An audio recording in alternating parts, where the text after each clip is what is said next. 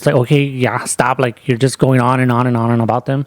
He didn't tell me that he had gone to the gay bar. More to me, it was more like, why are you lying to me? If you're lucky that I'm not like the type to be physically violent with Like the person, anymore, I'm not psycho anymore. well, I mean, I'm not gonna lie, so I have my psychotic moments. We weren't even dating it. We were Yeah, just we kinda, talking, and he called me. He was drunk. And he was like telling me off.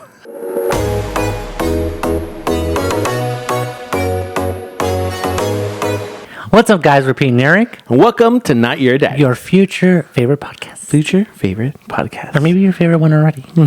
Oh, at least it's my favorite. Is it your favorite? Yeah. And like the lawyers are looking at us like, you have to agree. I know. Our cats are the lawyers.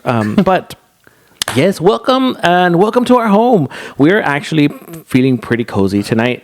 I'm not gonna lie. We're filming this at close to midnight, but we went to Starbucks and we got some drinks. Yes, right before they closed. Thank God.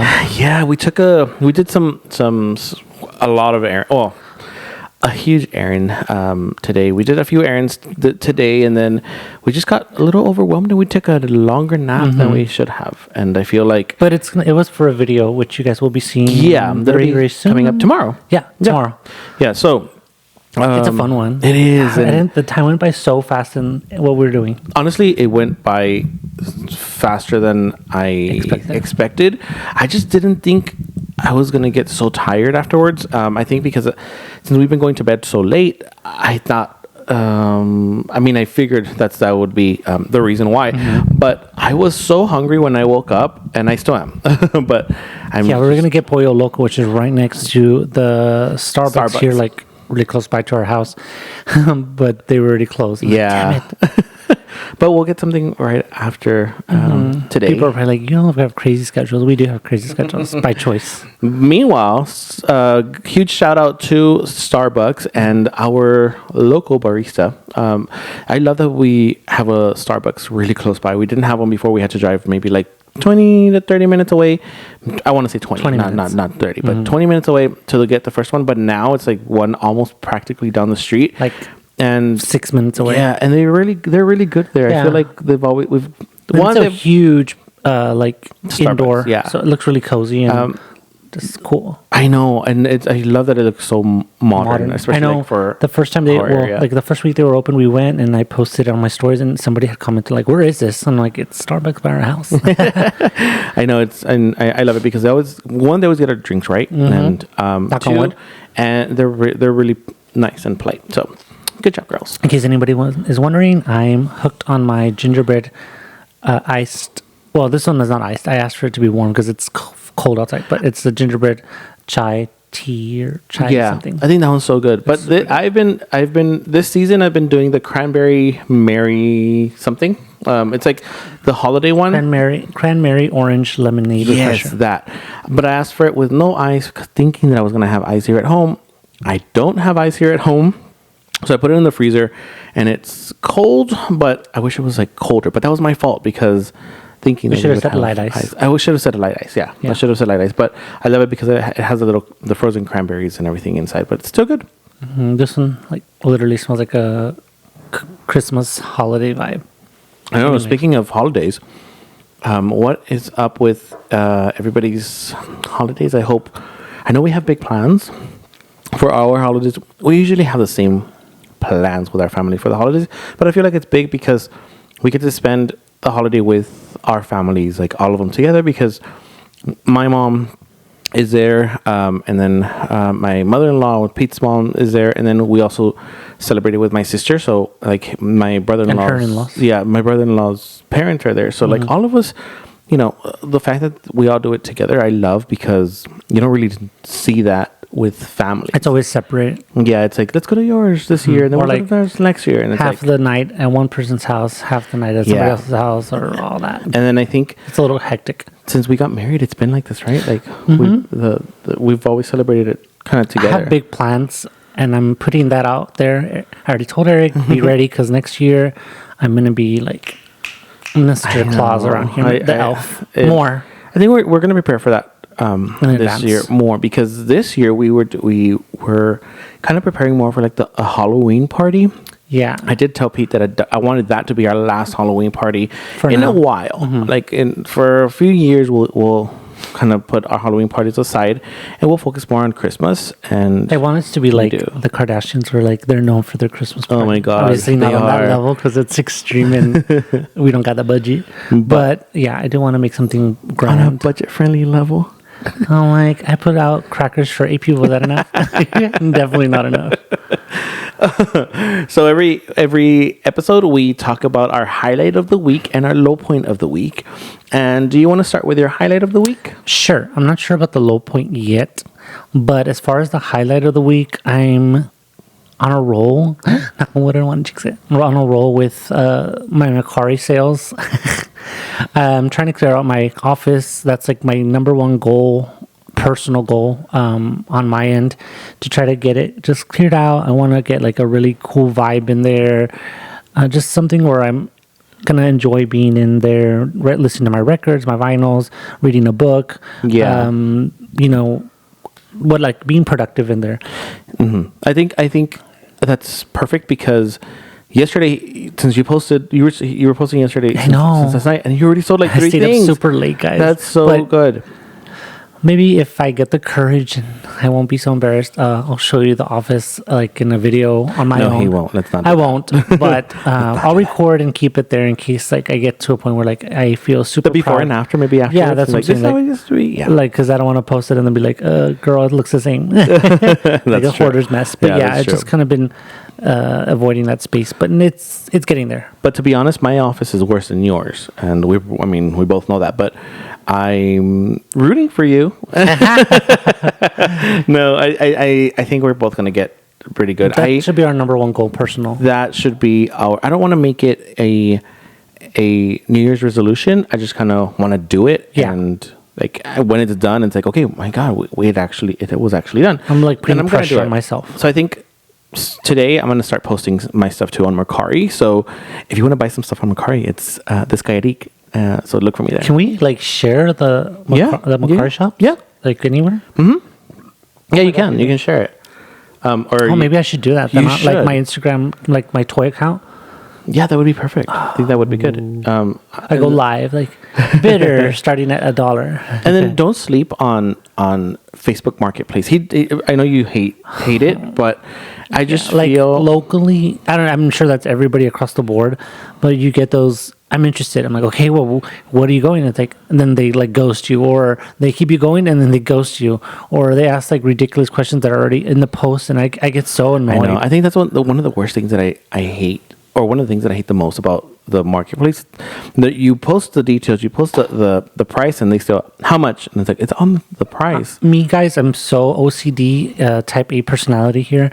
I'm like, I measure things. I saw like my post is like 20 pictures, all the corners, all the edges, all the measurements, the condition and blah, blah, blah, blah, blah, blah, like super detailed. And people still ask me something and I'm like, A lot of stuff that I sell on both Mercari and Facebook Market, I've sold a lot more on Facebook Market, I think, but a lot of it is still in the shipping container and the shipping box. So I will either take a picture of the one, because sometimes I'll get two. Like I take a picture of the one that I have, or sometimes like a I'll stock put, photo. stock photos, and then they still ask, and it's like I'm afraid to take it out, and it's like you didn't buy it, and it's like I already ruined the whole packaging because just because you wanted to prove that it's there. Yeah, Or that so- one guy that bought it for his girlfriend, or met you because his Oh, girlfriend yeah, bought it uh-huh. and take it out of the box. They were taking out. Luckily, they bought it, but she Yeah. was like, "Took it." She's like, "Take it out of the box," and it was like still wrapped and all of that. And they gave me my money, bro. You're not gonna taking be it out wrapped of the after he box. takes it out of the box. You're taking it. I'm gonna charge you 25% restocking fee. But yeah, that was. I think you're doing so good, and I'm That's very definitely my very highlight. proud of you. Good job. Yay. My highlight of the day, or my highlight of the week, I think, is I started posting on I finally got back to posting on my toy account, which I had stopped because I was focusing a lot on our personal channel, and I should be focusing on the other one because the other one's revenue it's Actually producing revenue. And I slept on it. Like I feel like I could have already been. I'm always getting after you guys. I know. And then I was making videos, and it's like, oh my god, this took me like 10 minutes to make per video, and I made 2 or 3. And it's like, okay, I'm gonna go back and do it because I do unboxings and I do like reviews and all of that. And projects. So yeah, little projects, but a lot of it has been where I make the stuff like in front of like the camera and all of that. But man, I'm so dumb for not doing it. I just feel like I had my 100% focus on trying to grow our channel, which it's still my focus. But now I just feel like I should do that one, because if I want to grow that one, I would just kind of keep doing it. It's just so hard to balance, and I've talked about this before to you and to everyone. Like when you're trying to be pushing every platform, every page, so whether it's the venue, personal, blah blah blah blah blah, I get stressed out. Like sometimes it takes me a little while just to do one account, and time flies by, and I'm like, oh my god, I'm like, there goes the whole day. And I'm gonna say it here. I think right now, because you're trying to do everything at once, you're getting way overwhelmed, and then you get in a bad mood, and then so it doesn't help. So and then I noticed that you started making like your personal one on YouTube, and I was like, buddy, don't do that, because you're already getting overwhelmed with everything else. So it's like it's like another one, something else that you need to that you're doing. So I was like, I'm not gonna tell him anything, but I mean, he's gonna get overwhelmed with it, and like I've seen throughout the week where it's like, oh. And then guys, yesterday or the day before, or everything was whacked out. Yesterday. It was yesterday. I was getting so ticked off because Facebook, Instagram, like everything was just glitching. Everything and we thought it was the internet, but then I finally decided to like Google it, and apparently everybody was reporting like an outage. T-Mobile, like the T-Mobile like internet wasn't working. Like within the phones wasn't working. Like it was just everything was a mess. I know, and I'm like, I have stuff to post, and I personally don't like to pre-schedule any content. I just like to do it like fresh, and maybe that would help. But I like when I post it on one, I go boom, boom, boom, boom everywhere, instead of like scheduling one here and then I still have to go back anyways and post it somewhere else. It's like might as well just do it across the board. But so what's been your low point of the week? A low point of the week. I feel like there's not really a low point, thankfully, but it's more just the stress of the holiday, like the whole month of everything going on, because we've been recording, we've been shopping, we've been working, we've been trying to figure out stuff for what's going to happen, like as far as other stuff for Christmas in general. So I feel like just all that little stress. And no, you saw. Oh yeah, there. I had pressed the mute button. Oh. But yeah, I think it's kind of starts getting to you, like in general. Yeah, I think it happens a lot during the holidays, where people start stressing of what they're gonna get, what for the gifts and what to decorate and all of that. I feel one thing is the least we should be stressed about is what to get anybody for Christmas, because a lot of people stress. Honestly, well, thankfully, not to sound like gloating. Nobody we know, like as far as our immediate family or whatever, we don't need anything. No. Like we want things. Everybody always wants stuff, but we don't need anything. There's nothing that we lack. Yeah. So I kind of want to make it a thing next year. This was supposed to be this year, but whatever. I want to make it a thing next year where we don't get anybody gifts, like period. Mm-hmm. Like let's just enjoy the moment. Let's have fun. Let's have, play games, do all this stuff. But nobody has to stress about money. I don't know what to get somebody. Nothing. Like nobody needs anything. I feel, I've always wanted to do this, and I tell my family every year. And then when I mentioned it I didn't mention it this year anymore. But when I mentioned it last year, my mom was like, "Well, we can still buy that and buy for us." But I had been wanting to buy. Instead of buying us gifts, use that money to buy for like people that need it, like lower income families, or like you. Well, she did that one year. Yeah, we did that a couple years ago. She chose a family from a school, and we went to drop them off. But I wanted to do that this year, just kind of us, and then have our family and or our friends and family like kind of donate toys and all of that, and not just. I'm sorry, excuse me. Not just toys and stuff, but like daily essentials, maybe like or canned foods or something, so that we can drop them off. I just don't know where our local Like what to organization would be go? best to? But I wanted to do Contact that with. this year, and I just didn't mention it because I know my family is very. They'll do it. They will do it, but I want it to be like, well, I don't want us to buy anything for ourselves. I want us to just get somebody for some stuff for other people. Where it's like, I feel like the number one person. Well, and I'm sorry to say it. It's my suegra. She has like a big Yeah. heart, and she means well by doing everything. She wants to do like she wants to help everybody out, but she still wants to like buy. yes, Like she wants to do everything for everybody. yes, And I feel like more for us in the sense like we don't want her to stress about anything. So like just Yeah. focus on one thing. and that's what we want to focus on next year. This year, what I am going to do, and I did mention it to Pete, is I want to buy like toys and blankets and like food for like dog food and cat foods, and we can take it to our local shelter. I just need to call them prior and see what their the process is and what it is that we need to do in order for us to do that, because what they actually need. yeah, because I want to do that this year, and I'll probably vlog it. I'm not sure, but I think it'll probably be one of our Vlogmas videos, and I want to do it soon. So more than likely, it'll be one of our videos for next week. Everybody already knows us in real life, online, whatever. We always talk about our pets, Yeah. and pets in general. And we always have like a big heart for that. And I feel like right now, during this time of the year, the weather's so bad. I know. And we just always see a lot of strays. I mean, we have strays here that I feed daily, and we take care of them. And I always worry about the weather and this and Yeah. that. So it's something that we always want to go ahead and kind of like try to help out more. And we're always saying that we wish we had like a big Ranch. where just take in. I see some guy on stray. TikTok that has like a huge ranch. And he got it specifically for that, right? Yeah, it's some like muscle white guy. Mhm. Yeah, Yeah. and That's why he knows, like, because he's a muscle white guy. no, but I mean he stands out because of that. But because of he has so many animals Yeah. and so many helpers. I would totally want to do that for us. Obviously, we can't. We do have a lot of dogs. We have 4 dogs. But they're They're ours. very, very well taken care of. And the shelter that we want to donate to is where we got our rescues from. We got 2 rescues from there. One of them was a dog, and one of them was Our very first pet. Both of them were our very first pet. Well, Cat and dog. cat and dog. So our very first pet was her name's Kika. Kitty Katniss. Kitty Katniss. We couldn't figure anything out. Like, Kitty Katniss. And she was our the first queen of dog. the house. Cat. I'm sorry.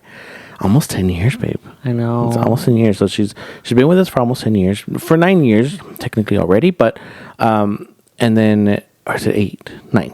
No, it's 9. 9, This right? year's 9, and next Yeah. year will be 10. Because we got her in 2015, and she's going to be in 2000. So next year She will was be 10 years. our very first pet, and we got her from there. And then our very first dog was when we first moved into the house. Maybe like 2 months after we moved into the house. Yeah, 2 months in. He's so cute. He's so cute. He's like a miniature mix of a German Corgi Shepherd. and German Shepherd. Yeah. His name's Clark, and he's we love him. Honestly, he didn't like me at first, but He would always like growl at Growl him at or like me. stay away from him. But me, like right away, he was like Yep. all in love with me. And then Kika loves me, and she's all about me. But yeah, we have a bunch of cats also outside, and then indoor, like some that go in and out. But I think that'll be perfect for us because it fits our I think we should make What we that a yearly, a yearly thing where like not just during the holidays, but like especially during the holidays to donate to any shelter that needs. I think that should. in our area. I think that'll be our goal. That's going to be on our list of things that we're going Mandatory to start things to doing. do, Yeah, yeah. for sure. Yeah, as we get older, I feel like we should have our, contributions throughout the year that we help. I think out so with. too, especially because if you know that things are going well for you, and be grateful and give back to Definitely. the community. We're feel always like- grateful, but like I feel like now that we're getting to a certain place where we're a little bit more stable in as a whole with everything, it's kind of like start focusing on other areas. where we can areas help like out that. with. I think that's good. So, have you heard everything that's going on with the whole Luigi Mango something? I was like, how do you say his name? I He says know. Louis something. Honestly, Oh my God. I saw. I don't. It just kind of popped up out of nowhere on one of the social medias, and and like, what's going on? And I really didn't do any like deep diving. I just kind of knew that he shot somebody, and I was like, okay, whatever. Like, I mean, not whatever, but I woke up to his news. Like I woke up to his like face everywhere. I didn't know what he had done. Obviously, I knew what had happened with the CEO and all of that, but I didn't know who this guy was. But everyone and their mother was like posting it, and I'll arrest him and I'll give him asylum and this all these thirst like posts. But so many, like that's all I would see. And then I started reading up on him. I was like, oh, so that's who this guy is. Like that's who he did. That's what he did. But yeah, it's so crazy. And then we both started reading up on it and all of that. Pete found this like really good article that kind of breaks down it's like the really updated article regarding from, I guess, what happened to current. Like right now that he's like already starting to go into court and whatnot. But I just think, well, here's a few things I guess we should start with what happened, right? So in case anybody doesn't know what the heck we're talking about, last Wednesday, the CEO for United Healthcare, which is one of the biggest like insurance companies in the United States, was shot on his way to a conference. I think he was leaving his hotel room or going to his hotel room, one or the other. And then he was shot and he died. And then, there was like a massive manhunt to look for the shooter. And about a couple days later, they found this guy, which was the Louis character, or, Luigi. Luigi. I say Louis, right? Yeah. Luigi, excuse me, in Pennsylvania, because that happened in New York City. So he got caught in Pennsylvania at a McDonald's because from what the article said, like he lowered his face mask, and I guess they were able to like identify one him. of the employees recognized him. One of the employees identified him and called the authorities, and then they found him, arrested him. And I read that he wasn't even on their radar. Yeah. So it's so weird how just some random person will say, hey, that guy looks like the person that's on TV. I mean, I guess that's the whole thing. Because he had like about, right? Once they finally caught him, and I guess they caught him with like a letter, and there was a note. There was a note that he committed the crime alone. Nobody else helped him. That he had checked into a hostel in New York with like fake identities and passports and all these documents. He was found with the gun and as well. And the fake ID that he used to, or not that he used, but that allegedly was used to buy the gun. He comes from like a really prestige family, from what I was reading. Like he graduated from an Ivy League school. He studied like in technology. Like I think he was a valedictorian. I didn't read that part, but a lot of people were saying that he was a really good guy, and they were just really genuinely surprised as to what happened. I read somewhere or saw somewhere that his family hadn't seen him for like a good amount of time.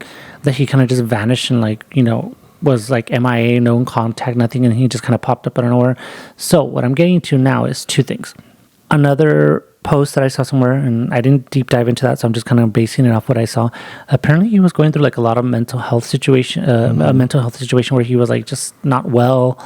And I'm not saying like that he went and that drove him into doing this, possibly, or what state of mind he was in. But, that is something that I was seeing a lot on social media. I don't know how much truth that has, but that is one thing that's, it's sad. Like we see the big error that happened, but we don't know what's behind that. Yeah. And it sucks because maybe who's to say that if he wasn't taking care of himself, he hadn't reached out for help or whatever steps prior to that, this might not have happened. Or if regardless, maybe he was stable and, at that point in time, and he was of mental state of mind, he did it anyways. I think he knew what he was doing. If anything, I think it was more of the healthcare system.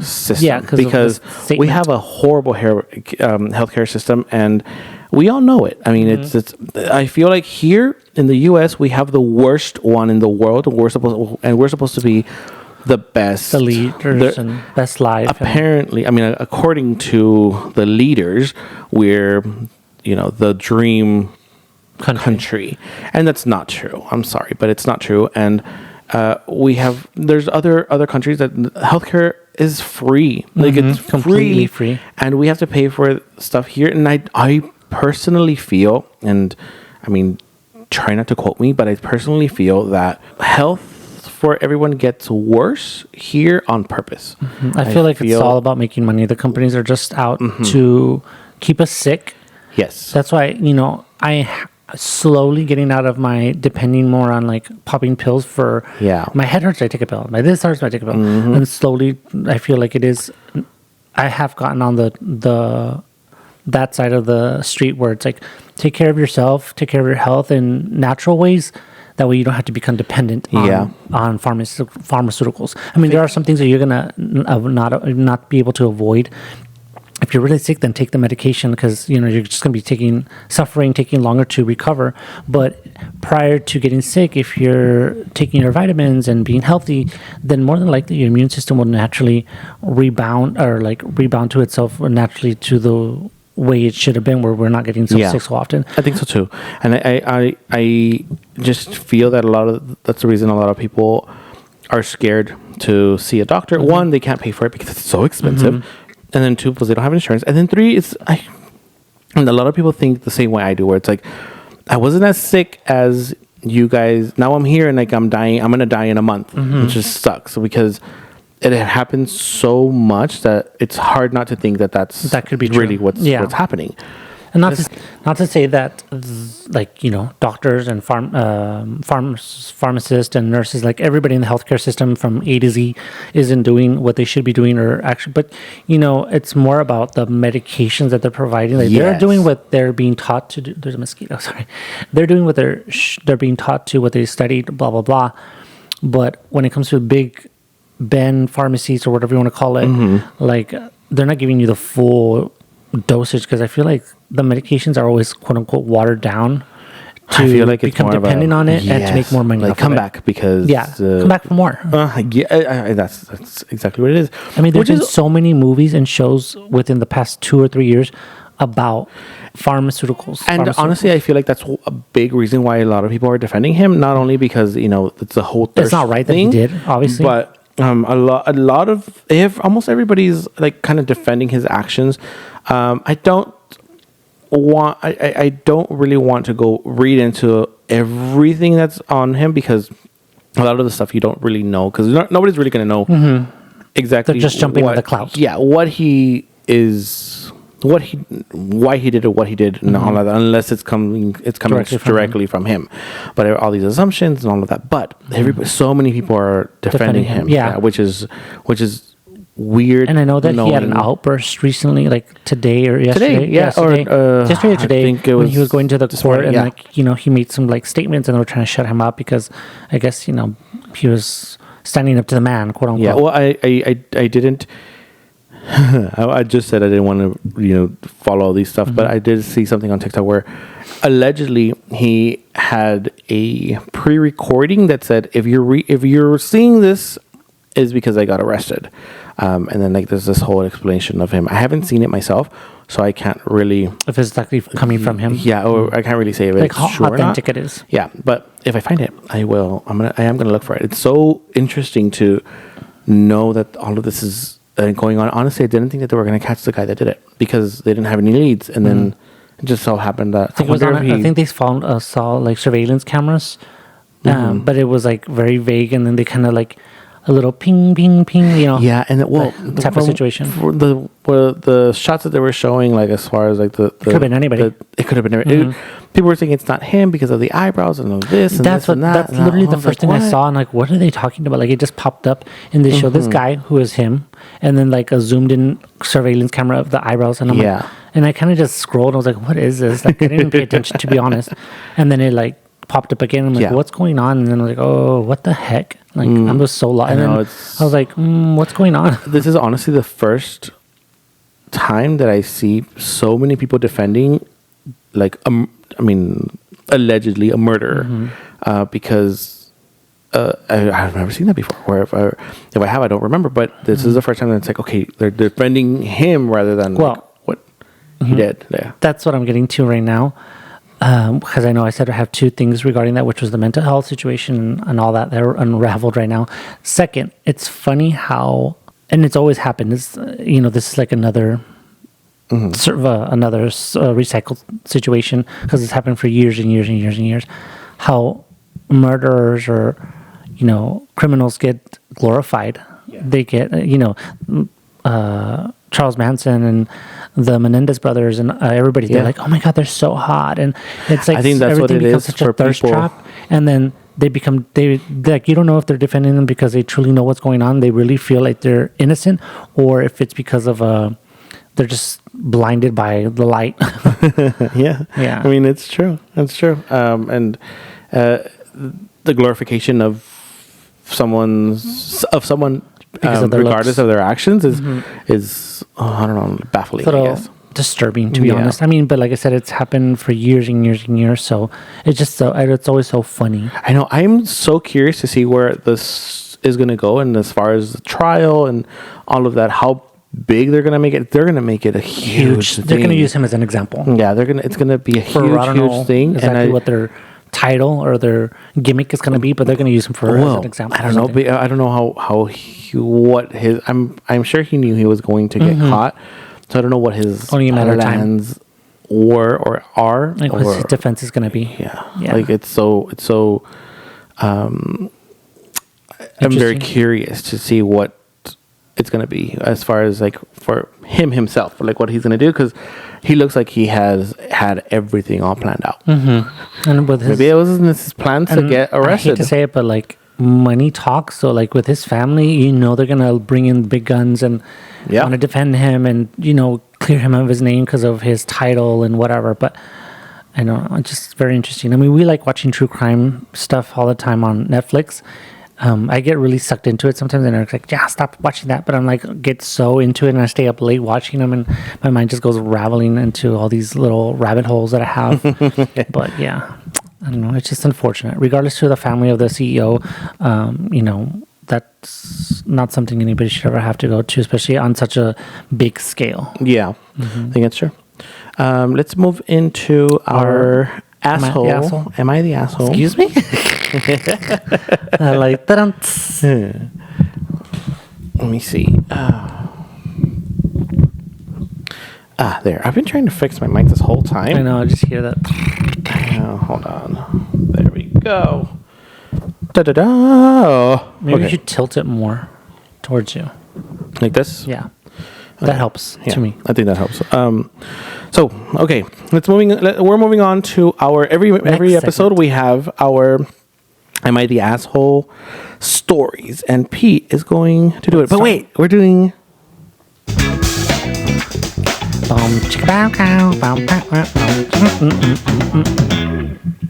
I found these buttons on the mic thing or whatever, the little zoom. And I think they're so funny, but we're gonna probably not Incorporate use them. but- Yes, we need to make it a little spicier up in here.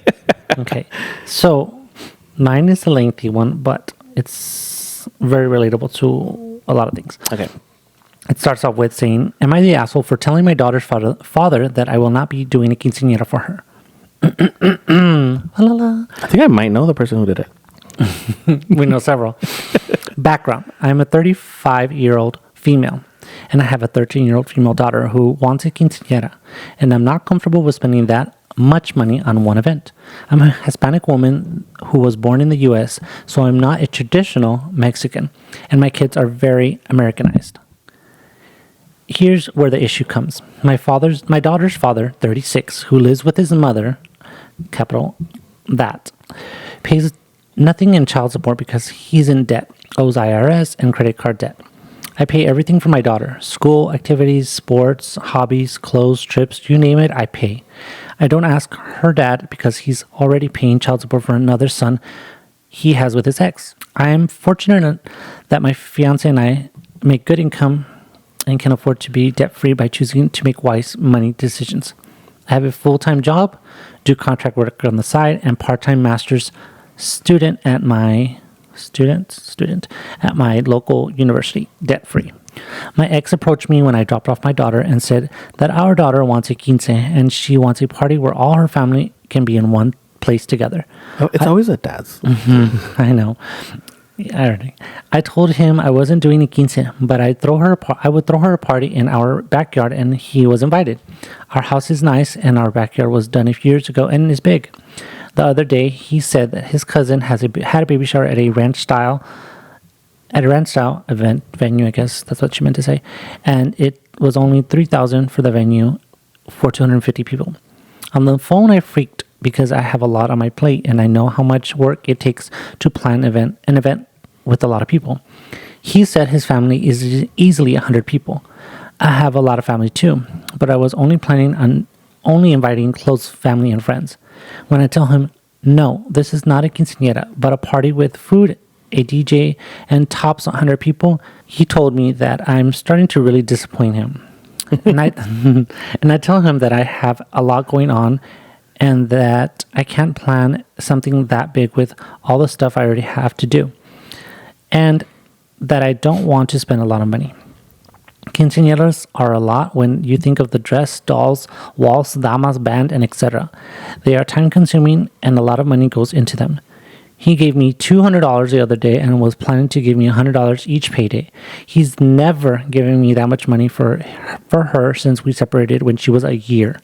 So oh my God. For 12 years, he hasn't paid child support. Well, it's her fault for him not paying child support. Well, I have final exams this week and I haven't been able to sleep for 2 nights thinking of all the stress that this is going to cause me. Should I give him his money back and tell him that we should each do what we can for her on our own? He causes me stress and I swear talking to him is pointless because he makes me feel like I'm the bad person. Update. I was always planning to throw her a party, not a lavish one like that, but something nice in our backyard, which I told her dad that he was more than welcome to attend. She is not the asshole. I think if you can't afford a quinceañera, don't do a quinceañera, period. I mean, any event, wedding. We're in the industry, in that industry, I guess, and don't throw, and they are expensive. Like it's expensive to do it. Don't do it if you think that you can't afford it because you are going to find yourself in a bind. Now, if you didn't plan to do it in the first place, why would you change your mind? Especially because her dad wants you to do it, or I mean, she did say they can figure it out. Yeah, plan it out. I'll help you with what I can. She did say, I mean, they can each do something on their own, which they can. I know my older niece, didn't want one, and my sister kept asking her, and she kept saying she didn't want one. My sister did say, I want to take her on a trip or whatever. Don't do that. Also, like don't say, oh, we want to spend it on a trip instead. Do the trip for whatever, but don't. I feel like because a lot of parents do that, don't use it as an excuse. We're not doing a quinceañera because we're going to do a trip instead. If you don't want to do a quinceañera, just don't do a quinceañera. I feel like don't say, well, we're going to buy her a car or we're going to do a trip instead. It's like, no, I mean, quinceañeras nowadays are, I don't want to say they're less because they're not, as far as like they do them less than before. But I feel like if you can't do it, don't do it. Or if you don't want to do it, don't do it.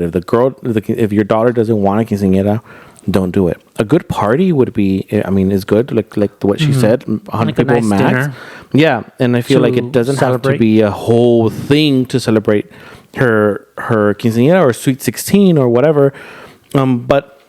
And then the girls start seeing their friends at school, having the quinceañeras. They start attending quinceañeras, and they really want to start going, or they change their mind. Like, you know what, I do want one, and it's like, girl, that's too late. We're just having a party for you. But if she says she can't afford it, I mean, yeah, I feel like as a whole, like I was mentioning, whether it's a wedding, a quinceañera, or any type of event, I feel like number one, priorities. If you know you can't afford it, don't do it. They're stressful. Don't stress yourself out trying to figure out how you're going to make ends meet by trying to pay your regular bills aside from paying the quinceañera. And if you do decide to do it, whether you can afford it or can't afford it, set a budget and stick to it, because it's gonna, I don't know what it is about the quinceañeras more than weddings, that they just get really out of hand really quickly. Like the dresses become extravagant.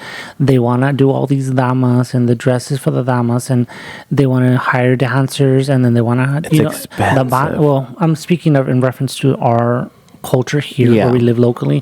They want to hire bandas and they want to do photo booths, and they like it just gets like another level. I know, but they want to do everything with tell them like no. Yeah, but they want to do everything with like not thinking of it's going to cost you money. Like that's what I'm saying. Like the parents never say like no, or if they do tell them like, well, it's going to cost money, and then they still do it. It's like you're enabling that child just to say tell them You like don't it's wanna say either no? one or the other.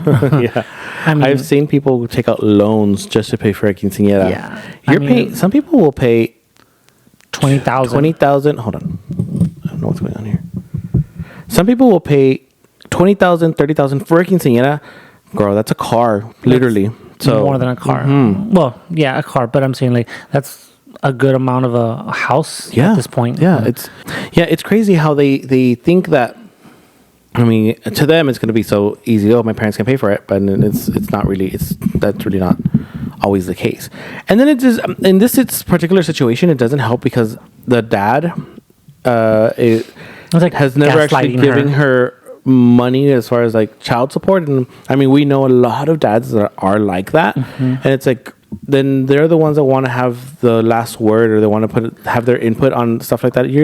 I'm sorry, but you're not the main breadwinner for and guys, this. I guarantee this is a number one thing every single time.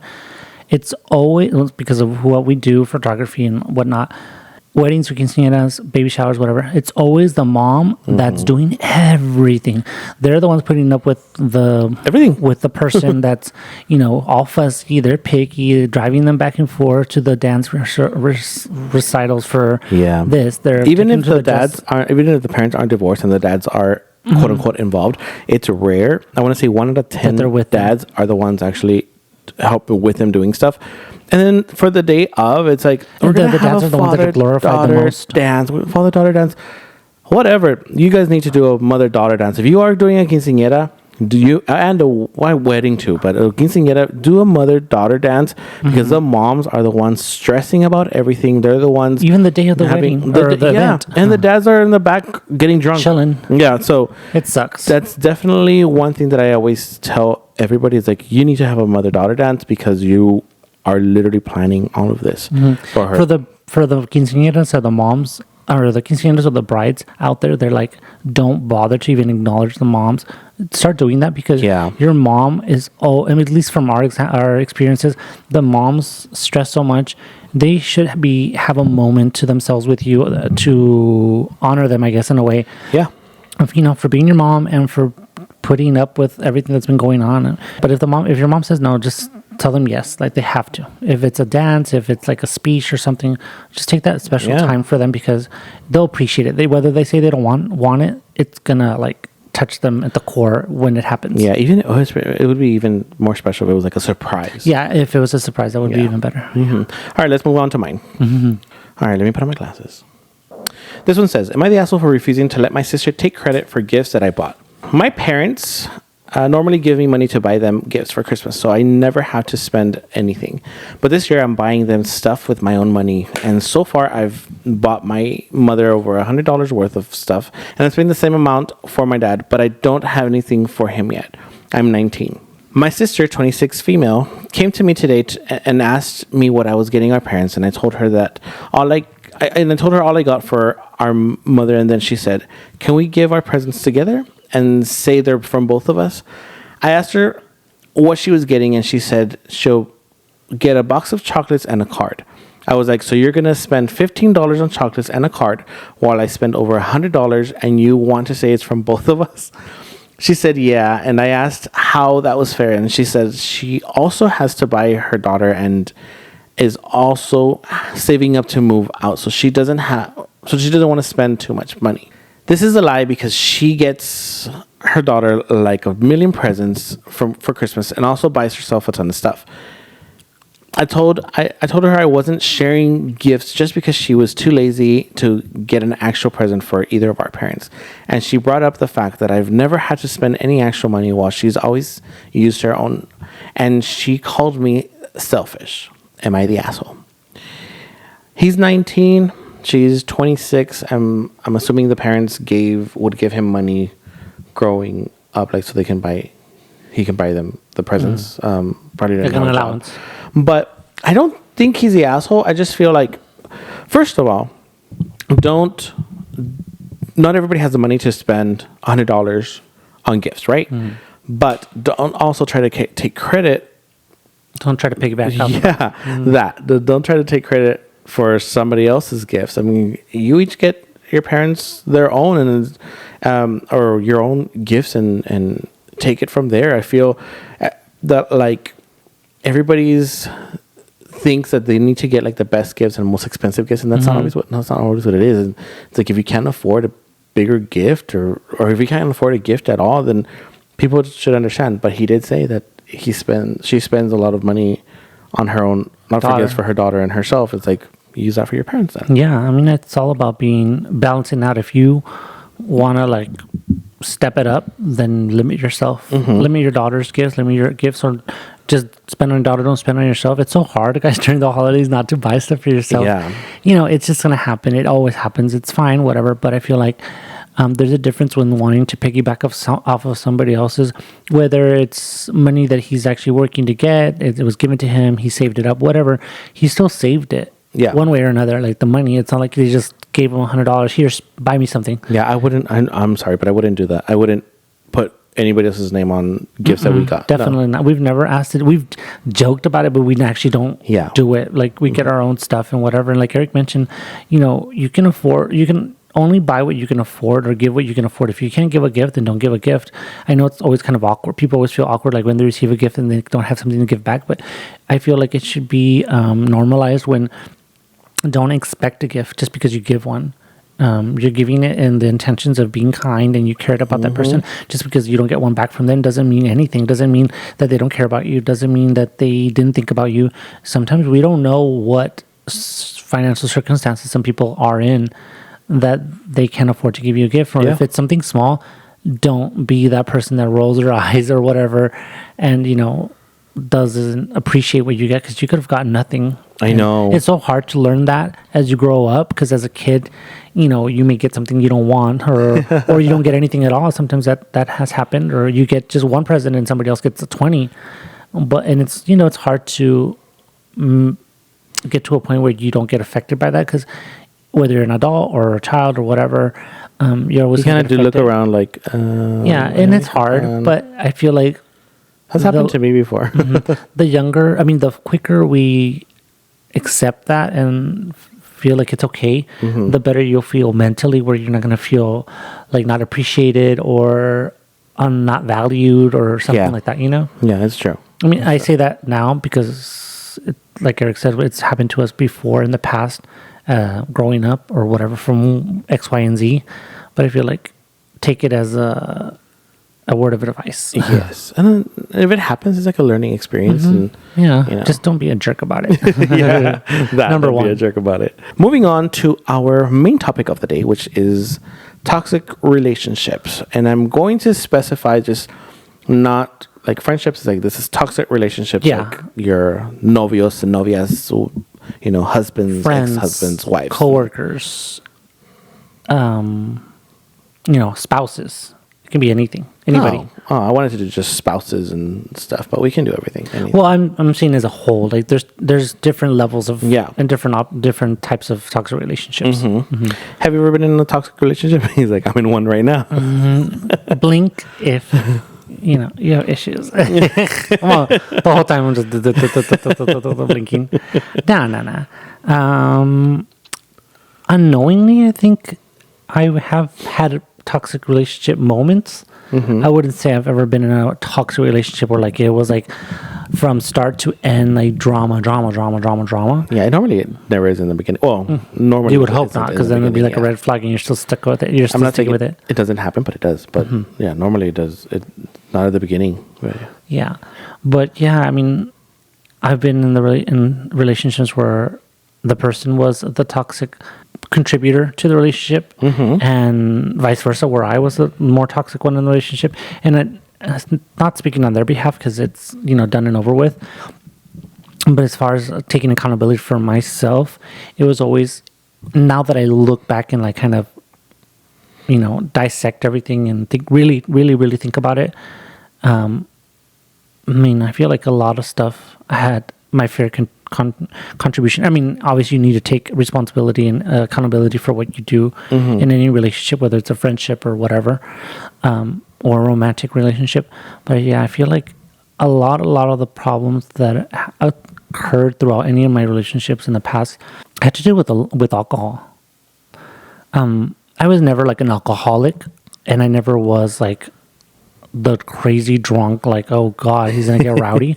But I think I wouldn't know my limits, and I would just keep drinking. Like, I would start off with a drink and here and fun and this and that, and I get, oh, we're really getting crazy, like whatever. And then it would at certain levels, it would cross a point. And like I mentioned, especially with the romantic relationships, it would cross to the point where, like, okay, now it's going to cause an argument. Now it's going to cause a fight. Yeah. Now it's going to cause this and this and, like, bickering and whatever situation. Also, another thing is, to contribute to that, it had to do a lot with, like, being insecure with myself, being insecure that, oh, well, I'm not good enough for that person, or, oh, that person's going to leave me for somebody else that they're looking at the bar, or, all of that, mentality going together with drinking just was not a good combination. So, would lead to fights, arguing, like, all through texts, or saying dumb stuff that you regret the next day, or breaking up and then getting back together. Or in one case, it did get physical, where, like, we started a fight, and that's why my nose is, like, all It wasn't me, guys. No, it wasn't. It wasn't Eric. It wasn't Eric. This is before a black eye, or just like stuff like that. And I think you and I got into an argument once, like when we first started dating. And that was like at the very beginning. Yeah, I was out of town, and it was his. We weren't even dating it. We were talking, and he called me. He was drunk. And he was like telling me off. I don't remember why. I don't remember why either. Yeah. But he was telling me off, and I was like, "What the heck? Like, aren't you out of town?" And he went to a concert in Houston, I think, and he was drunk, and he was I don't remember what it was exactly, but he started telling me off, and I was like, "Okay, I'm gonna go. I'm gonna hang up," and then. Yeah, I hung up on him. Why did you hang up on me? And you're not this, and I'm like, girl, we're not even dating yet. I showed her my true colors real quick. She gave me a lot of drunk red flags. But yeah, I mean, and then we stopped talking for a little bit afterwards. Yeah, we did stop talking. Obviously, Yeah, and I think at that point, you haven't apologized to me. Whatever, shut up. But I think. Honestly, that really had that was like a really big turning point, because I really liked Eric, and I mean, I've had like little sprinkles throughout here, but I don't think it's ever gone to that point anymore. And if it did, maybe it was like once afterwards or twice at the most. And if we argue now, it's because I'm not drunk. So what's the excuse there? But like that one time that I did get like. Those two times, one at the very, very beginning when I was just started dating people in general, and then afterwards, it wasn't the same person. It was like two different people. Well, the first person, like, we both drank a lot, so like that wasn't a good thing. They drank more than I did, and I feel like that kind of, like, that was the reason why I started drinking, to keep up with the crowd. And then after that, like, well, I got of a age of where I should be quote unquote should be drinking. So all my friends then we were always drinking. It was our early 20s and blah blah blah. I started dating somebody else, and whatever, like, I would just drink a lot. And it was like on the weekends, so it was like Fridays and Saturdays for sure. I was always out, I was always drinking, even if it's a little bit or a lot, like there was something. And it just caused problems. And now that I look about it, that I think back about it, I think to myself, like, man, you could have saved yourself a lot of a lot of issues, a lot of drama. Yeah. If you first learn to control your drinking, number one, and second, if I had just learned to value myself more and have more confidence in myself, and I think that would have just helped as a whole in general. Yeah, and I think we all go through that, because it's easier said than done. We're like, you're good, you're really good looking, like all that. It's like, but you mentally, like, you're self-saboteur inside. It's just like you have insecurities. It's natural. It's whatever reason, it's just gonna happen. And it happens more often than not. Sometimes we don't even realize it. Yeah, yeah. I mean, I've been in my good share of toxic relationships. I feel like the my most toxic one was for a good like 10 years, I feel. But I was like 18, 19, and then just kind of I was like on and off with like this toxic person, and then it's been already like 20 years since that happened, and I feel like that person still hates me, but they were the toxic That person is still the same way. Yeah. What Eric describes them as, and the few encounters I've had with them, I'm just like, oh my God, you're lucky that I'm not like the type to be physically violent with like the person. anymore. I'm not psycho anymore. Well, I mean, I'm not gonna lie, so I have my psychotic moments to myself, but I don't show it anymore. I think things, but I don't react to them because they have tried to like push my buttons, and I'm just like, whatever, you're a loser. So it was very toxic. I mean, I was young. I was 18. I was 18. I had just turned 18. And when we first met, and then it was a lot of gaslighting on his part, where he was older. He's 10 years older than me, so it's like obviously I'm at that age. Me, it's like, well, you know, you don't know much. Yeah, and I did this wrong. I did that, and I know that he was the one who would do bad, and I'm over here, and he was gaslighting me, trying to blame me for whatever, and you know, it got violent several times. He broke my pinky.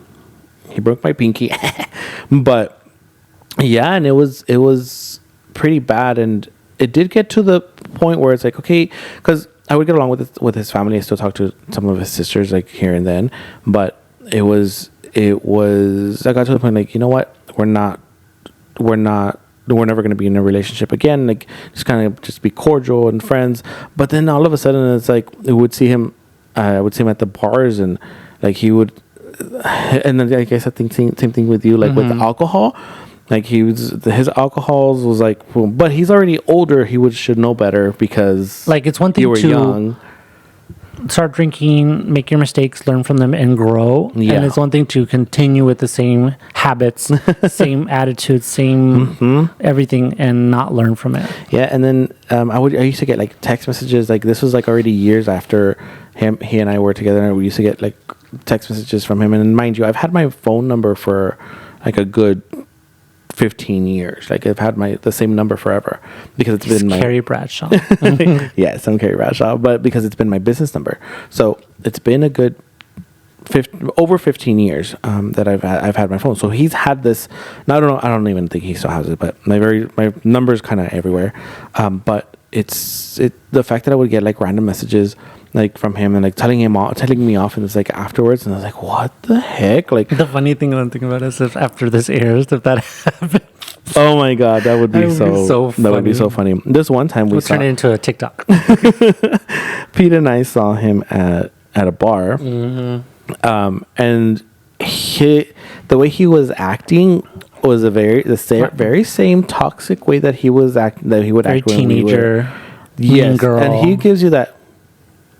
But like very face. drunk attitude face, like thinking that she's a little twink still, and it's like, girl, you're like 50, and it's like, and you look tired. Look at you, but yeah, it's like you, and it's happened a few years back, because we haven't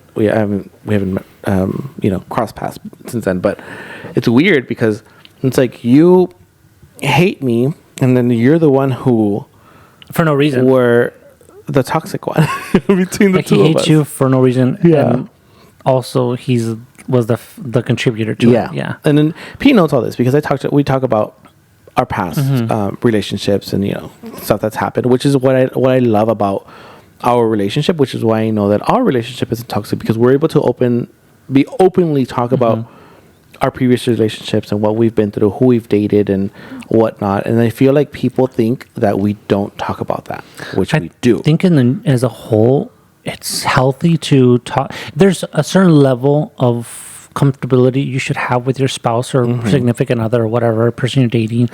It's okay to talk about your exes. Like, it's one thing when you're just like, okay, yeah, stop. Like, you're just going on and on and on and about them. Especially if you're like, oh my God, they were so, I don't know, this and that and this all the like, good and bad. It's like, okay, that's too much. But like just like even if it was a funny story or a bad situation or whatever, I feel like it's healthier to talk about them periodically or whenever that comes up. Like, give into the conversation rather than like, I don't want to hear that, or like, I don't care, whatever. First, for two reasons. They're bringing it up for a reason, so you should like lend your ear to it and see where that conversation's going and learn from whatever they're talking about. 2, it's Cheeseman. And is. 3, maybe there's something that's bothering them that you're not giving them that outlet to be comfortable with you. And I feel like if they feel comfortable enough to talk to you, there shouldn't be any secrets in the long run, because they're like, oh, well, we've talked about everything. Like, there's not going to be any surprises. Yeah, it has happened where someone will. I think it's been a while, but when we first, maybe like 3 years, 4 years in, someone will randomly message and it's like, I know this. We've talked about. We know. I know you. Like we're more in the sense like, oh, I know your husband. Like we used to date this. It's like I know. Like gays are like that. They're messy. Gays are messy and they're toxic. Don't date them. Well, I think also in general, it's like if they're with you, they're with you. Like who cares if they bring up their ex? It's like, well, unless they're gonna go back with them, and if you have reason suspicion that might happen, there's something else going on. Pete has known of every single one of my exes. I mean, he knows about. I've talked about all of them with him.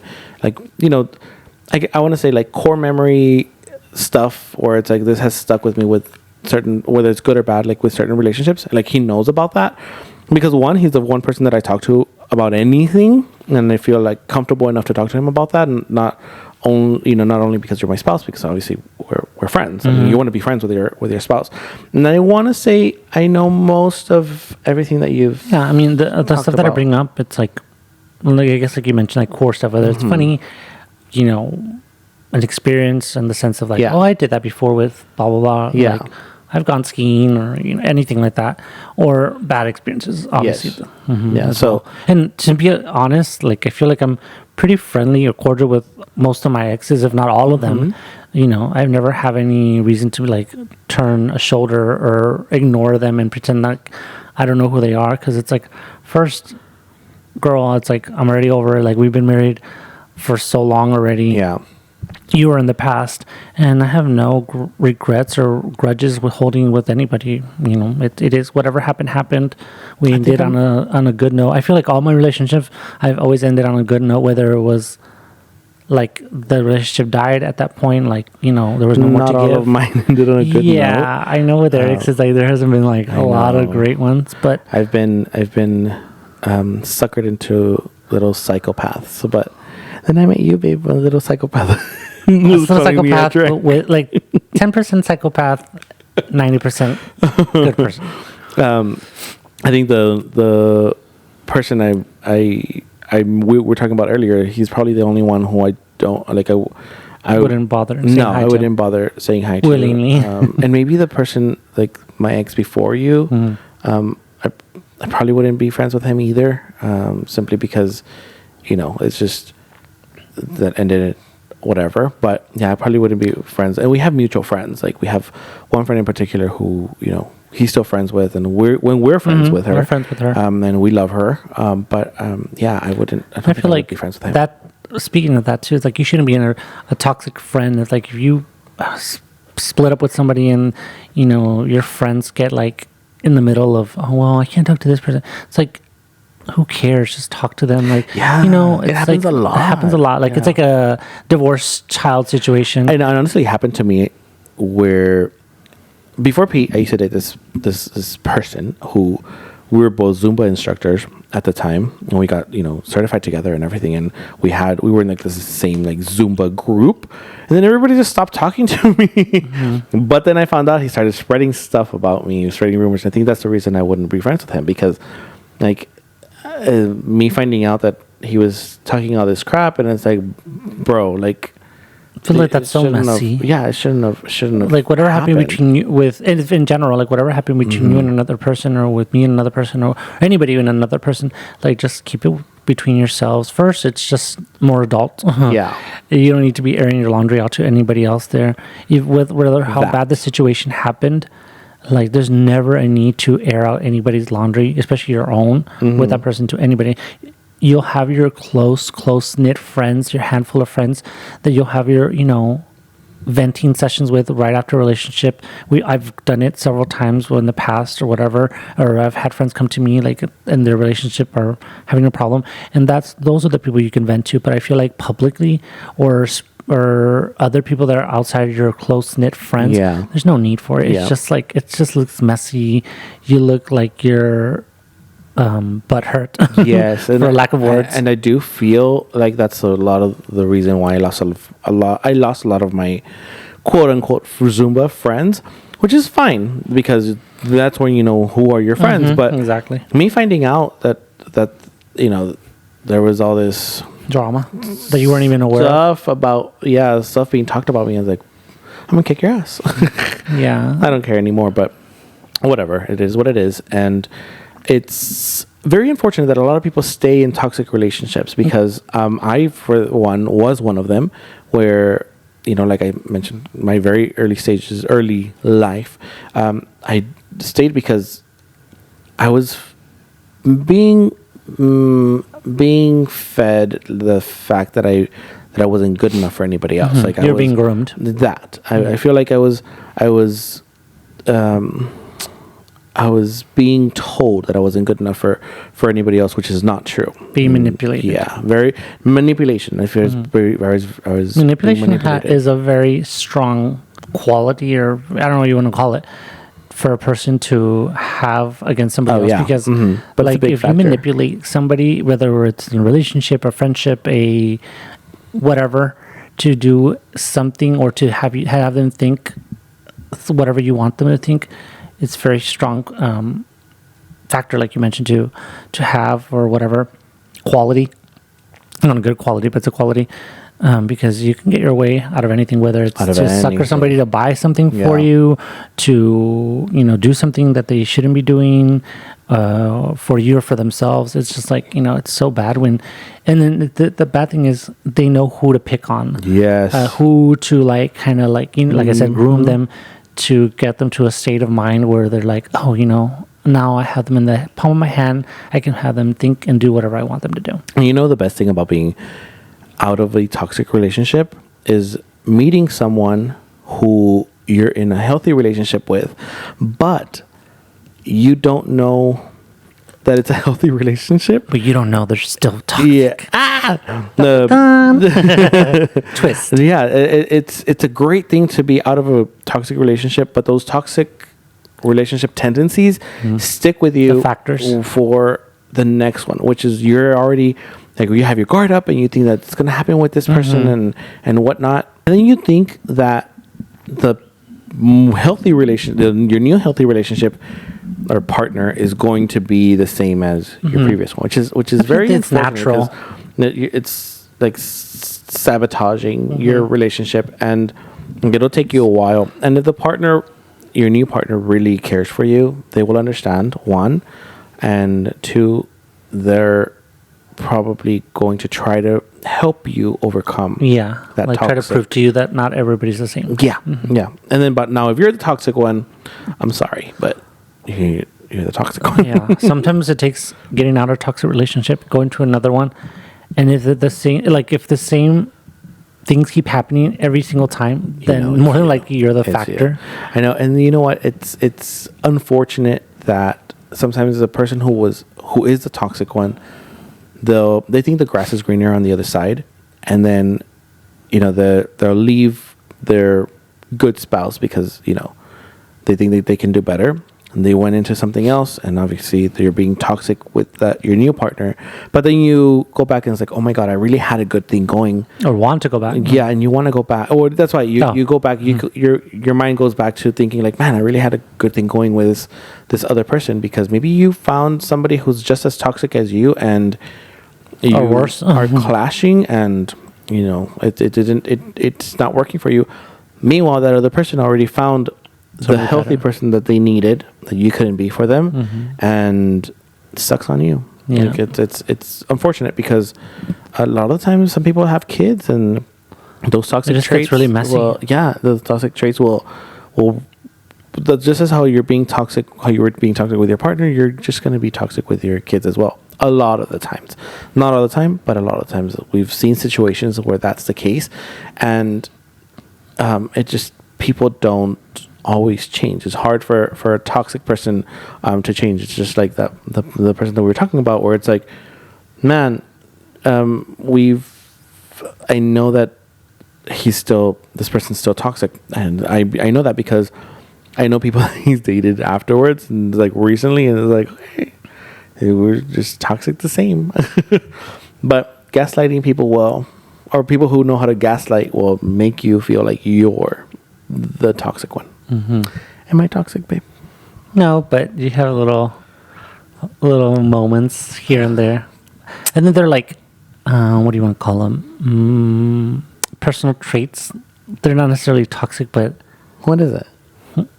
I don't know. He's like, what am I gonna say? They just get jealous over the dumbest things, and I'm just like, okay. No, I feel like that's normal. To Well, get yeah, jealous. that's what I'm saying. They're not technically toxic, but I think it's just like a natural thing I for feel like anybody that's to be jealous. Yeah, I feel like it's normal to be jealous. And I'm gonna be. I think if you're not, I feel like if you're not slightly jealous, They're like at some different levels point, of jealousy, and for different things. Yeah, I feel like if you don't feel some sort of, or you don't feel like some sort of jealousy at some point towards your partner, then I personally feel like, oh, well, then they don't care. That's how I feel. Because I'm not jealous to the sense where it's like, why are you talking to this person? Because I don't really care. That's what I'm saying. There's like, But- I guess like little qualities or traits or whatever. But then there's always a reason why somebody can be jealous towards A certain level of their jealous. partner. Yeah. Where it's like maybe something happened in the past where it's like, okay, well, I'm being jealous of this because this has happened in the past or whatever. So there's always reasons for somebody being jealous. Not just where, oh well, you're jealous. And I feel like there's that's it. different types of quote unquote being toxico because our friend group, they joke about this and that. Yeah. I feel like jokingly, you can be like, well, where are you? And this and that. Like, but I feel like jokingly doing those stuff, it's fine. It's, it's whatever. But I feel like if it gets to a level where like they're being serious about it, like, a certain tone of voice or being aggressive or A lot of being the a times psycho, it's like, where- okay, calm your Well, a ass lot of down. times it's like somebody's working. They're working the 8 to 5 job, or they're working whatever, and they can't answer the phone, and then the person, the wife or husband are messaging, why aren't you responding to my messages? Blah, blah, blah, blah. And it's like, girl, I'm working, estoy trabajando. I saw this video recently and it was like a voiceover audio, of construction guys, and it's like they were they were showing the guys like working, and then the audio was At the a man, construction site or something? yeah. Then there was different videos and they were using the same audio, and the man was she was like, ¿Por qué no me contestas? Why aren't you answering me? I've called you like 10 times. And he's like, what do you want? ¿Qué quieres? Estoy trabajando. And then she was saying, ¿Estás con mujeres? Like, ¿Cómo qué mujeres? I'm not with any women. Like, I've been working. And the man starts crying. He starts breaking down, and then he's like desperately, he's, like, so what do you frustrated. want? Like, what do you want from me? What else do you want from me? And I feel like that happens a lot with women. I want to say women more than men, but it happens a lot when they're calling their husbands and they're working and they don't answer, and they're going crazy because they don't answer their phone calls, and it's like, mija, he's like working. Like if you have that much I want to say insecurity, put a tracker on him. Like, do the 360. In case you know what that is, look at a 360 do the 360 app. It's just if you don't have an iPhone, do the 360. But I feel like, or a chip, like Eric always tells everybody he has a chip. I have a chip on Pete's neck. He thinks it's a mosquito bite. He's had it there for like 10 years. I'm like, But- and I always get mosquito bites, so I don't know what it is. I have all the funny. trackers everywhere. But I feel like it's funny in the sense that it's funny that can joke. it happens, but like you joke about it. But But like I said, if it gets to an actual level where they're being Yeah. serious, it's like, oh, okay, like, you need to calm down. Especially when it comes to people like they're out in the fields, like in the sense of construction workers, oil riggers, like, or people like doctors and nurses. Yeah. Like, they don't have the liberty, or anybody, not just those type of jobs, but anybody who doesn't have the liberty to like be on their phone all the time. Come on, if it were something that important, you would call their work. I need to speak to Eric because this is his husband and there's an emergency. Then I think call them. But like with me, if Pete doesn't answer, I will be mad simply because he's always on his phone, literally, and he doesn't have an 8 to 5 job. So Sometimes I'm like, I'll put my phone to charge and I'm gonna shower. Or I just happen to be showering or whatever, and I hear it ring. And I'm like, oh my god, if it's Eric, I'm like, where are you? I know where he's at, but it's like, why aren't you answering? I know. Think yesterday, I was calling for whatever reason. I was washing the dish. I had the phone. And I was here, like, and I was he washing was dishes literally on his phone. I just left, and I had just left like 10 minutes ago, or 10 minutes prior, and then he was on his phone, and he's always on his phone. Like, he's supposedly always editing videos or whatever, and it's like, and then you don't answer my call. Like, I was calling you for something important. Contéstame, si no quieres, no te voy a dar de tragar. But I think that's what I was calling, like, to see what he wanted to eat. It's when I was cleaning the house. Yeah. Oh yeah. Yeah. He's cleaning the house, so. And then honestly, I just need to review the cameras in here to see if he's actually cleaning the house. Yeah, but sometimes like I'm just like, or I'll text him like, I'm gonna take a nap, so in case you don't answer, if I don't answer, and I always put it on mute and go to bed. Yeah, I always tell him to have me on FaceTime while he's napping. I'm just kidding. Imagine if I did. I'm live. He doesn't know this, but I have a bunch of hidden cameras everywhere, so he knows. He knows I know what I'm doing. I mean, he doesn't know I know what he's doing. Nah. But the nutcracker on the. Oh my god, yeah. Where did you get this big old teddy bear? Just leave it. Like, it's decor. Creepy. Wasn't there a video you showed me of a teddy bear and then he moved and the person like freaked the heck out? Oh, that would scare me so bad. But I don't think our relationship has ever been like toxic. I think just towards the beginning. It was at the beginning, yeah, because I think we were trying to figure each other out. Yeah.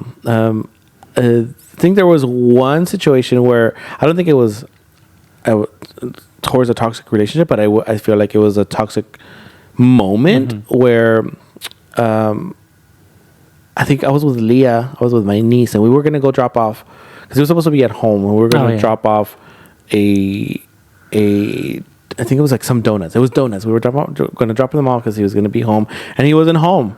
And he was like supposedly with his friend Harley, and then Harley was like, don't bring me into this conversation.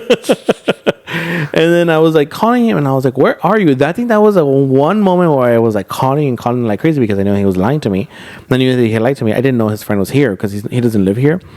And then I don't think we were official yet. No, we weren't. I don't think we were official yet. But he had a key to my apartment because I had left.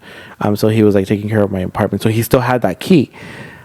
And I was so mad because I knew that he had lied to me. And then he shows up to my apartment, and I was like, get out. And he's like, no, I'm not going to leave. I was like, get out. And he lays down, and I was like, I think he immediately like on Facebook put like a picture with his friend, so I could know that like he was with him. And my friend told me, like, what's wrong? Why does he keep calling you? Just tell him to come to, I think we were out somewhere. Then years later, like 2 years ago or 3 years ago, I found out that he was actually at a bar with him. Like at the moment after that happened, not recently. Yeah. After like that night that happened, he just told me that he was hanging out with Harley like at his house or whatever, but he didn't tell me. And then we went out. He didn't tell me that he had gone to the gay bar. Which obviously I would have been like, okay, whatever, you're with her friend. I feel like it was more like, why are you lying to me? If it's the truth. Like, about why do you feel like you're lying to me? It's not like I would have been able to go because I was babysitting my niece. I used to love having my niece with me, live with me, and stay with me. So I would have been like, okay, why? Fine. Like, I think he was used to having somebody be like, oh, why are you going to the gay bar? Why are you going to this? And it's like, no, I wasn't. I mean, just go with, your friend, go. I think that's why he lied to me. Because I think we were like on both different, like, you already had a past situation where people lied to you, and then I always had to feel like I was having to be hovered with, or whatever. So I feel like both worlds trying to figure each other out. And I think that's why it affected me so much, because he lied to me about it, not the fact that he was with his friend. Not what I was actually doing. Yeah, because he had lied. So I remember he got to the apartment, and my apartment had like 2 locks, but I didn't lock the top one.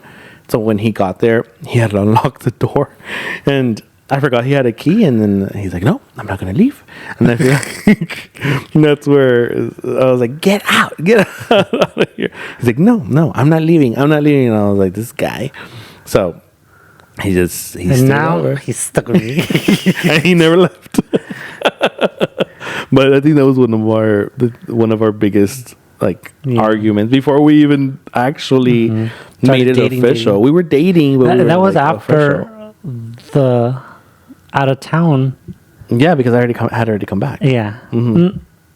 Oh yeah. Well, okay. Well, I'm saying like the thing when you mentioned earlier when I was out of town and called you, like that was at the very beginning. When we Oh, just started yeah, talking like yeah. 3 or 4 months in. The when he was Showing his true colors out real of- quick. when he was out of town was way before. Like I was, it was like 2 months in when we had met. When I met him, you know, he was real innocent, and then because we wasn't drinking, but then my first encounter with him being drunk wasn't even like in person. It was on the phone. That, and literally I thought, what? And I was at home. I was at home, and he was out. You know, the Houston trip or whatever. I show up again with the key. And then I answered, and he was telling me off, and I was like, what the heck? Like, but I don't remember. I want to remember exactly what he said, but I'm not gonna remember. But he was telling me off, and then he was with his friends, and I know that he was telling him, and I told Prash this and this and all that, and I'm like, what the heck, man? Like, and I told him, you know what? We'll talk when you get back. We didn't talk for a while, but yeah, then eventually we patched things up. But I think that was, thinking about it, I think that's funny now. I mean, I thought it was funny then too, because I know that The main stuff happened like the first 2 years or so. yeah, For sure the first year. for sure the first year. Yeah, those were within the first year itself, like those 2 things. That was my toxic Moments. My toxic husband / boyfriend at the time. I mean, he still got me to ask him to be my boyfriend. Look at us now. Ray's like, excellent. He fell for it. I mean, I'm glad I want to say because we're older, we've been together for so long, and it's like we're so open about things. You know, it's like literally we're pretty open in the sense that even if we see like somebody who's like a handsome person, it's like, oh look, you know, it's more of a like, you know. So rather than, well, if you're looking at somebody Are will, looking at them and blah, blah, yes, blah, blah, blah. that, and I'm happy we don't do that, because we both get to just kind of be, I want to say free, but like very open with each other, where you don't feel like, oh my God, I can't say this because he's going to get mad, or I can't do this because he's going to get mad, or he's going to, you know, we're going to start an argument or whatever. I feel like those are toxic tendencies where you feel restrained to do simple things because your partner, Like having to explain everything. yeah, and they're going to have like cause like a whole drama. And we see that a lot. With all types of relationships, whether it's gay, straight, you know, everything we see non-binary, we see it a lot. And I'm glad that we are not in that, or I'm glad I'm not in the toxic one anymore. He's like, speak for yourself. Please blink twice towards the camera if you need help. They're like, that's already 4 times. But I think that is it for today's episode. We hope that this has been a stress relieving conversation. Hopefully it hasn't been triggering for some of y'all. Comment down below about any toxic relationships you all have ever been in. Your most toxic relationship you've ever been. But stay tuned tomorrow for a video. Not another episode, but we are doing Vlogmas, and obviously this is part of our Vlogmas videos. But stay tuned for Saturday to go back to our regular scheduled videos.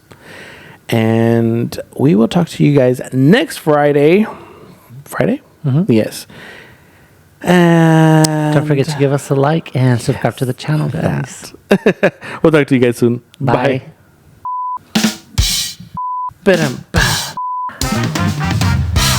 And that's it for today, guys. We hope you have a good weekend, and we'll see you on the next one. Bye.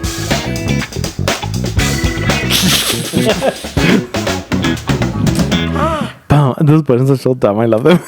I like the noises. I'm hungry. Me too. I am starving.